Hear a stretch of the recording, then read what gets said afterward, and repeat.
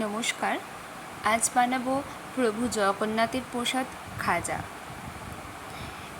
প্রভু জগন্নাথের খুবই প্রিয় প্রসাদ হচ্ছে এই খাজা।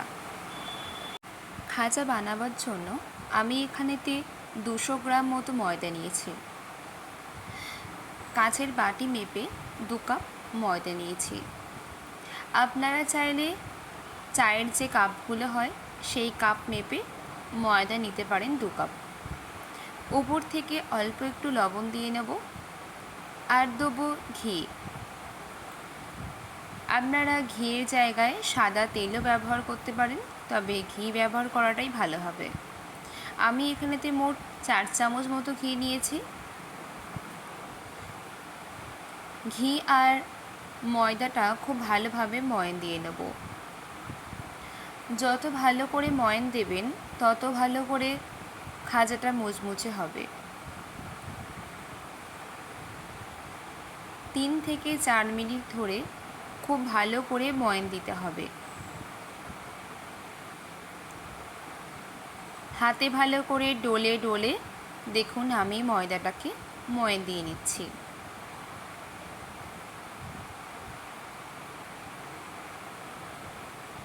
প্রভু জগন্নাথের এই খাজা খুবই প্রিয়।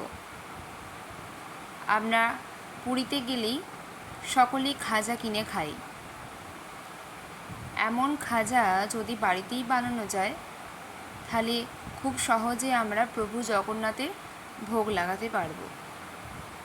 দেখুন আমার ময়ান দেওয়া হয়ে গেছে।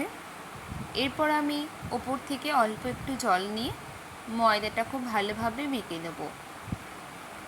বেশি জল লাগবে না, যেহেতু আগে থেকে বেশি করে ঘি দেওয়া আছে তাই খুব একটা জল লাগবে না। তাই প্রথমেতে অনেকটা জল ঢেলে দেবেন না, যেমন জল লাগবে ঠিক তেমনটাই দেবেন। আর ময়দাটা একটুখানি শক্ত করে মাখতে হবে, খুব একটা নরম করে অল্প অল্প জল দিয়ে খুব ভালো করে ময়দাটা মাখতে হবে।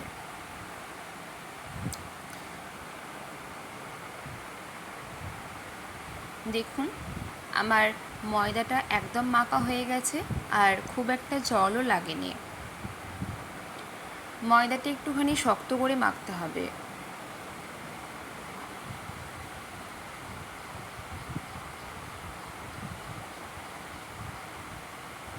আমার ময়দাটা মাখা একদম হয়ে গেছে। আমি অল্প একটুখানি ঘি নিয়ে উপর থেকে লাগিয়ে দেব। লাগিয়ে দেওয়া হয়ে গেলে ময়দাটা 20 থেকে 25 মিনিট রেস্টে রেখে দেবো। এরপর আমি চিনির যে শিরাটা হবে সেই শিরাটা বানিয়ে নেব। এই যে চায়ের কাপটা আপনারা দেখতে পারলেন, এই চায়ের কাপ মেপে আমি চিনি দিয়েছি 1 কাপ আর জল দিয়েছি অর্ধেক, মানে 1-এরও অর্ধেক, হাফ কাপ জল দিয়েছি। জল দেওয়াটার সঙ্গে সঙ্গে চিনিটা হালকা হালকা নিচেতে লেগে যাবে, ভয় পাওয়ার কোনো কারণ নেই। জল খুব ভালোভাবে ফুটে উঠেছে। এবার চিনিটা হালকা হালকাভাবে গলতে আরম্ভ করেছে। দেখুন এরই মধ্যে আমি একটা এলাচকে ফাটিয়ে নিয়ে ওপর থেকে দিয়ে দেবো। এতে এলাচের খুব একটা ভালো সেন্ট ছাড়বে। দেখুন আমার চিনির শিরাটা একদম হয়ে গেছে। হাত দিয়ে একটুখানি দেখে নিলাম। এরপর গ্যাসটা বন্ধ করে নামিয়ে রাখবো। 25 মিনিট হয়ে গেছে। দেখুন 25 মিনিট পর ময়দাটাকে আর একটুখানি ভালো করে মেখে নেব।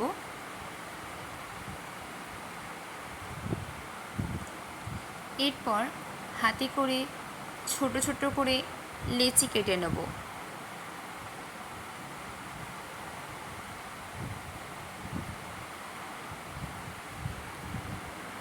আপনারা এই খাজা বাড়িতে অবশ্যই একবার বানাবেন, বানিয়ে প্রভুকে সেবা দেবেন।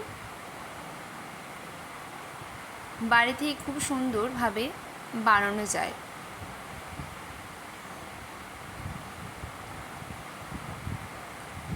বাড়িতে বানালে দেখবেন আর দোকান থেকে খেতে ইচ্ছা করবে না। আমি ঠিক যেমনভাবে দেখাচ্ছি আপনারা ঠিক তেমনভাবেই তৈরি করবেন।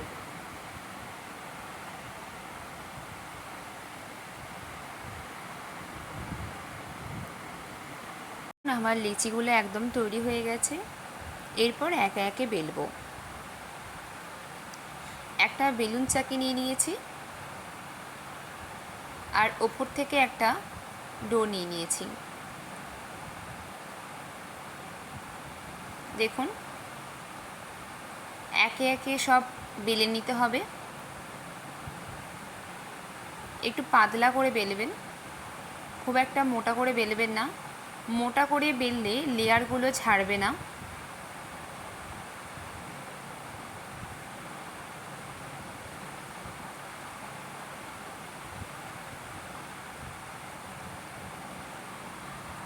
যতটা পারবেন পাতলা করে বেলবেন।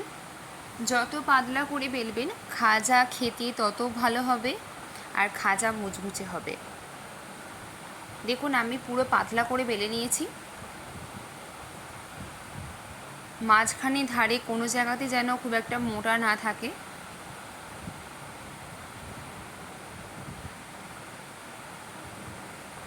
দেখুন একদম পাতলা করে বেলে নিয়েছি। এরপর বাকিগুলোকেও ঠিক এরকমভাবেই বেলে নেব।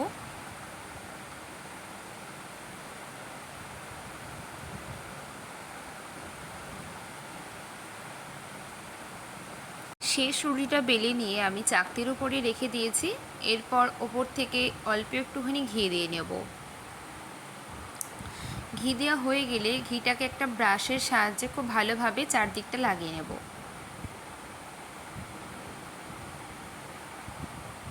আপনাদের বাড়িতে যদি ব্রাশ না থাকে তাহলে আমরা হাতে করি, একটু হালকা হাতে ভালোভাবে লাগিয়ে নেবেন। এরপর ওপর থেকে আমি একটু কর্নফ্লাওয়ার ছড়িয়ে দেবো। আপনারা কর্নফ্লাওয়ারের জায়গায় ময়দা ব্যবহার করতে পারেন। কর্নফ্লাওয়ারটা দেওয়া হয়ে গেলে ব্রাশটা দিয়ে আরও একটু ভালো করে মাখিয়ে নেব কর্নফ্লাওয়ারটা।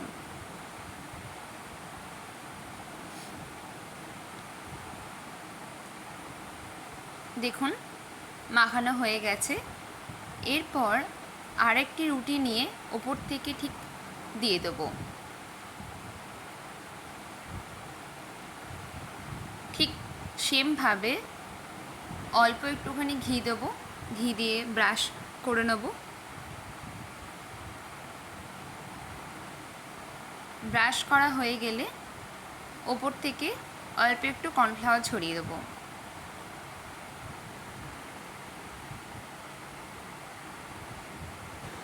ঠিক এরকমভাবেই একের পর এক রুটিগুলোকে ওপর থেকে দিয়ে করে নিয়েছি। এরপর দেখুন প্রত্যেকটা রুটিকে আমি হালকা হাতে রোলের আকারে পাকিয়ে নেব। খুব হালকা হাতে করতে হবে, একদম তাড়াতাড়ি করবেন না।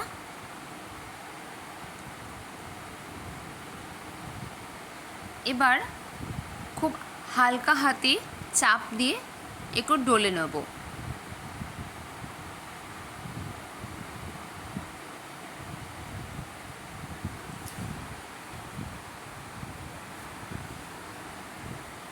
দেখুন ঠিক এরকমভাবেই করতে হবে।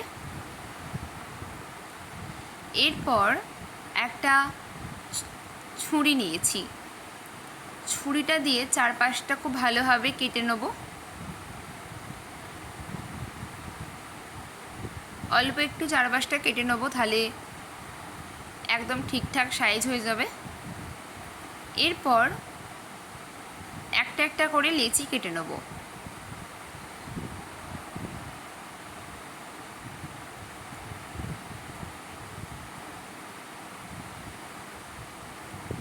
খুব একটা বড় লেচি কাটবেন না, একদমই ছোট ছোট লেচি কাটবেন।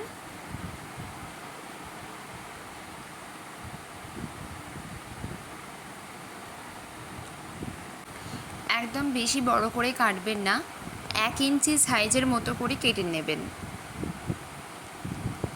খুব হালকা হাতে কাটছি।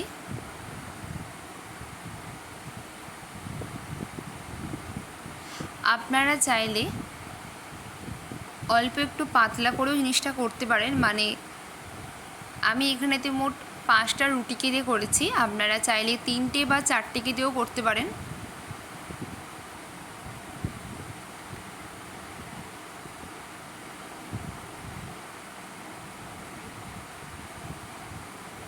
দেখুন একদম ছোট ছোট করে কেটে নিয়েছি।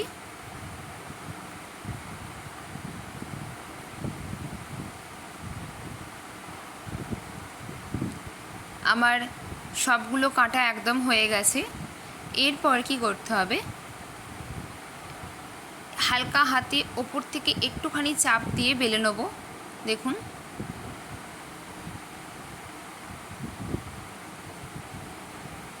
ঠিক এরকমভাবেই একটা একটা করে বেলে নিতে হবে। দেখুন আমার সবগুলো বেলা হয়ে গেছে, দেখতে ঠিক এইরকম হয়েছে। এরপর এগুলো ভাজার জন্য আমি একটা কড়াইতে তেল বসিয়ে দিয়েছি। তেলটা গরম হতে দেব। তেলটা খুব ভালোভাবে গরম হয়ে গেলে আমি একে একে খাঁচাগুলোকে ওপর থেকে ছেড়ে দেব।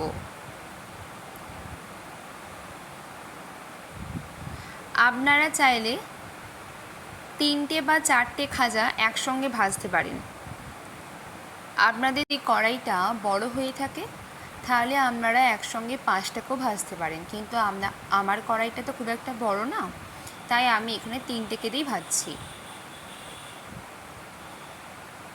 দেখুন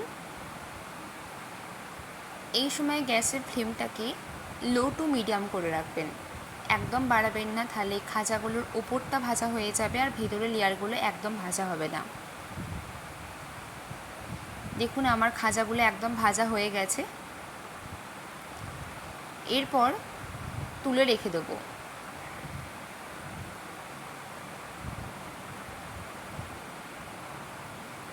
ঠিক এই রকমভাবে লাল লাল করে ভাজবেন।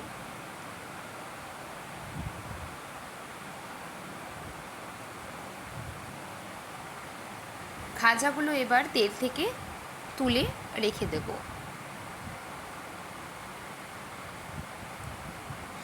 খাজাগুলো তুলে রাখার পর এরপর কড়াইতে বাকি খাজাগুলোকে ভেজে নেব।